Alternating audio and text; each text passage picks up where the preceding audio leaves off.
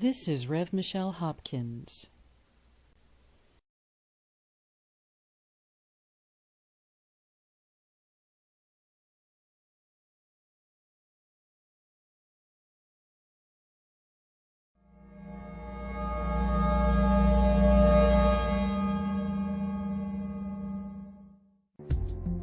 All the comets that we can see from Earth are orbiting the Sun, but some belong to a special group called sun-grazing comets. Sun-grazers are comets that come very close to the Sun at their nearest approach, a point called perihelion. To be considered a sun-grazer, a comet needs to get within about 850,000 miles from the Sun at perihelion. Many come even closer, even to within a few thousand miles. Being so close to the Sun is very hard on comets for many reasons. They are subjected to a lot of solar radiation, which boils off their water or other volatiles. The physical push of the radiation and the solar wind also helps form the tails, and as they get closer to the Sun, the comets experience extremely strong tidal forces, or gravitational stress. In this hostile environment, many sun-grazers do not survive their trip around the Sun. They don't actually crash into the solar surface, but the Sun destroys them anyway. Many sun-grazing comets follow a similar orbit, called the Kreutz path, and collectively belong to a population known as the Kreutz group. In fact, close to 85% of the sun-grazers seen by the SOHO satellite are on this orbital highway. Scientists think one extremely large sun-grazing comet broke up hundreds or even thousands of years ago, and the current comets on the Kreutz path are the leftover fragments of it.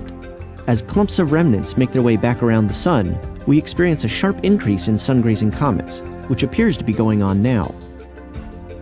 Comet Lovejoy, which reached perihelion on December 15, 2011, is the best-known recent Kreutz group sun-grazer, and so far it is the only one that NASA's Solar Observing Fleet has seen survive its trip around the Sun. Comet ISON, an upcoming sun-grazer with perihelion on November 28, 2013, is not on the Kreutz path.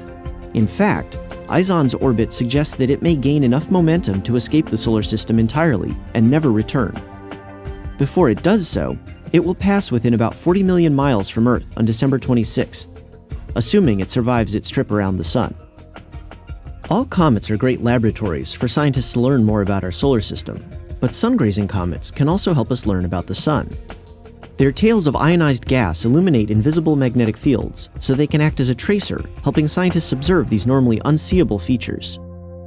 Such fields have even ripped off comet tails, allowing astronomers to watch them blowing in the solar wind, a wind that abruptly accelerates between 1 and 5 million miles from the Sun.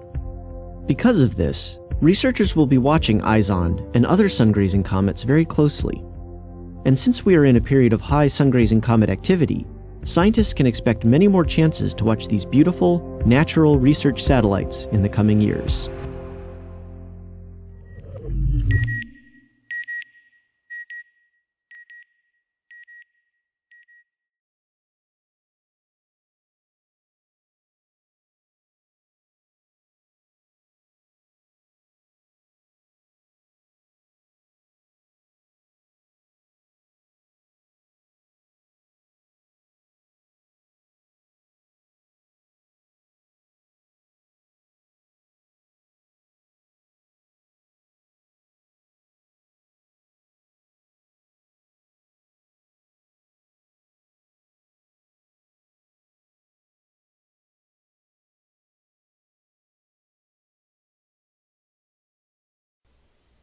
This is Rev. Michelle Hopkins.